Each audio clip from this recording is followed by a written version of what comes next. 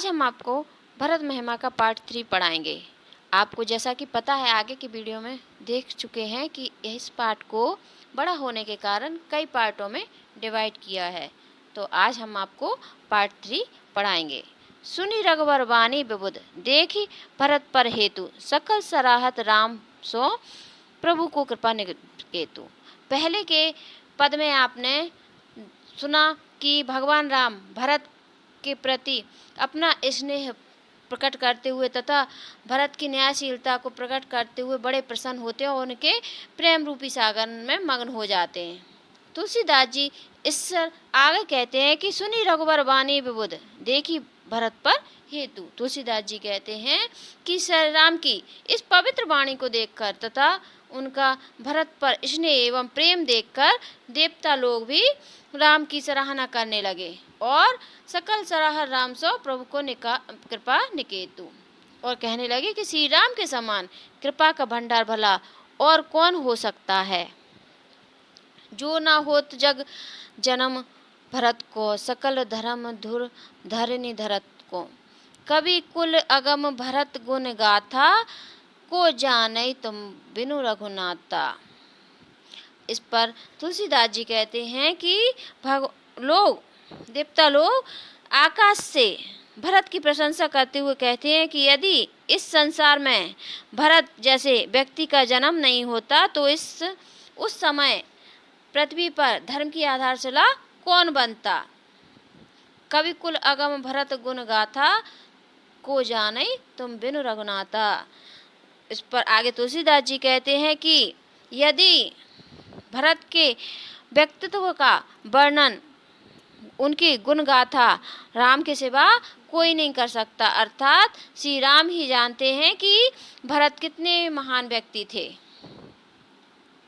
लखन राम सिय सुन गुर सुर बानी, अति सुख लखेऊ न जाई बखानी। राम लक्ष्मण तथा सीता ने जब देवताओं की इस प्रशंसा भरी वाणी को सुना तो उन्हें अपने मन में बड़ी प्रशंसा हुई। जो प्रशंसा उनके मन में हुई उसका जाई बखानी, उसका वर्णन नहीं किया जा सकता। यहाँ भरतु सब सहित सहाय, मंदाकिनी पुनित नहाय। उधर भरत सहित समस्त समाज मंदाकिनी नदी के पास पहुंच गया और उसके पवित्र जल में उन्होंने स्नान किया। वहां पहुंचकर सरित समीप राखी सब लोका, मांगी मातु गुर सचिव वियोगा। चले भरतु जह सिय रघुराई, साथ निषाद नाथ लघु भाई।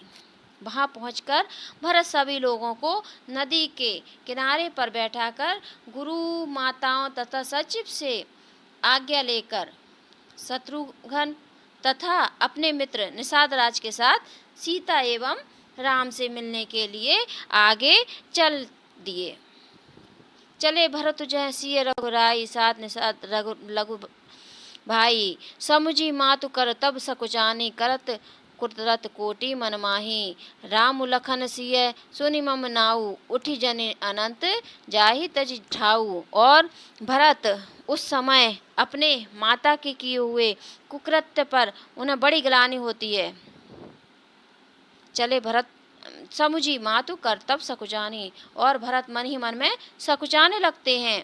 करत कुतरत कोटि मन माही, उनके मन में नाना प्रकार के तर्क वितर्क उठने लगते हैं। राम लखन सिय सुनि मम नाऊ, उठि जन अनंत जाहि तज ठाऊ।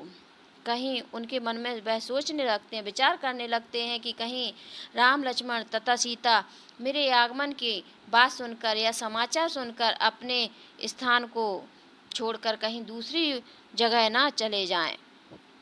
मातु मते महु मानि मोही, जो कछु करई सो थोर। अघ अब गुण छमी आद रही, समझी अपनी ओर। भरत जी, तुलसीदास जी कहते हैं कि भरत जी आगे सोचते हुए कहते हैं कि यदि भाई राम मुझे माता कैकेयी की तरह मानते होंगे तो वह मेरे साथ जो भी दुर्व्यवहार करेंगे वह थोड़ा ही होगा।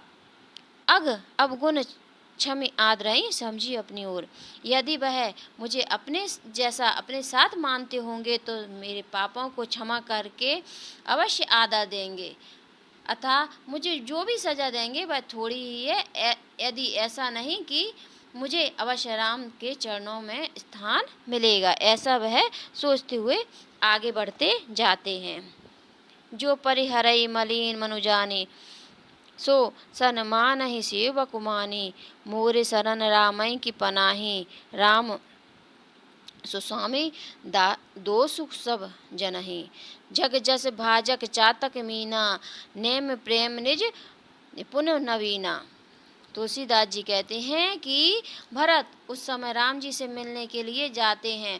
राम जी से मिलने के जब भरत जाते हैं तो अपने मन में विचार करते हैं कि जो परिहरई मलिन मनु जानी, चाहे श्री राम मुझे मलिन मन वाला जानकर मेरा परित्याग कर दें, जो सन्मानी सेवक मानी, चाहे अपना सेवक मानकर मेरा सम्मान करें, किंतु मोरे शरण रामई की पनई, राम सुस्वामी दोसु सब जनहि, किंतु मेरी शरण तो उनकी जूतियां में है, अर्थात उनकी चरण में है। राम एक उत्तम स्वामी है, मैं तो केवल उनका दास मात्र हूँ, अर्थात मैं तो केवल उनका सेवक मात्र हूँ। जग जस भाजक चातक मीना, नेम प्रेम निज निपुण नवीना। इस संसार में केवल मछली और चातक ही यश के पात्र हैं, जो विधि पूर्वक अपने प्रेम और नियम का पालन करे हैं तथा उसे सदैव नवीन बनाने के लिए प्रयत्न करते रहते हैं, और प्रेम के आलंबन में कभी भी अपने शरीर का त्याग नहीं करते। अच जस गुणों चले मग जाता, सकुच सने तिल सब गाता। इस प्रकार के उनके वह अपने विचार करते जाते हैं, और अपने मन में विचार करते हुए भरत जी अपने कर्म पर आगे बढ़ते जाते हैं, मार्ग पर आगे बढ़ते जाते हैं। सकुच सने शिथिल सब गाता। उनका शरीर एक ओर तो राम के प्रेम में प्रफुल्ल है तथा सकुच माने संकोच, और दूसरी ओर अपने माता के किए कुकृत्यों के कारण संकुचित हो रहा है। फेरती मनव मातु कृत खोरी, चलत भगति बल धीरज धोरी। और वह कभी तो अपने माता कैकेयी के द्वारा किए गए कृत्य पर विचार करते हैं तो वे पीछे लौट जाने के लिए होते हैं, किंतु राम की भक्ति के बल पर, राम के बल पर वह धैर्य की धुरी को धारण करते हुए फिर भरत जी आगे को बढ़ते जाते हैं। जब समझत रघुनाथ स्वभाव, तब पत परत उतायल पाऊ। लेकिन जब वो भगवान श्री राम के बारे में, उनके स्वभाव के बारे में सोचते हैं तो उनका मन प्रसन्नता से भर उठता है और उनके पांव जल्दी जल्दी रास्ते पर चलने लगते हैं। भरत दशा ते ही अप्सर कैसी, जल प्रवाह जल अली गली जैसी। अली माने होता है भौरा।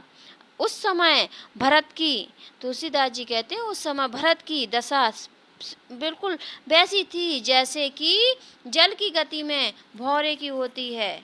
जिस प्रकार भौरा जल के प्रवाह में, जल के भौरे की गति के द्वारा बहता हुआ चला जाता, उस समय भरत की दशा बिल्कुल वैसी होती है जैसे जल के प्रवाह में जल के भौरे की गति होती है। भरत जी की सोच और प्रेम देखकर उस समय निषाद भी देखी भरत कर सोचु सनेहु, भा निषाद ते समय विदेहु। भरत जी की दशा को देखकर निषाद भी अपने शरीर की सुध बुध को भूल गए हैं।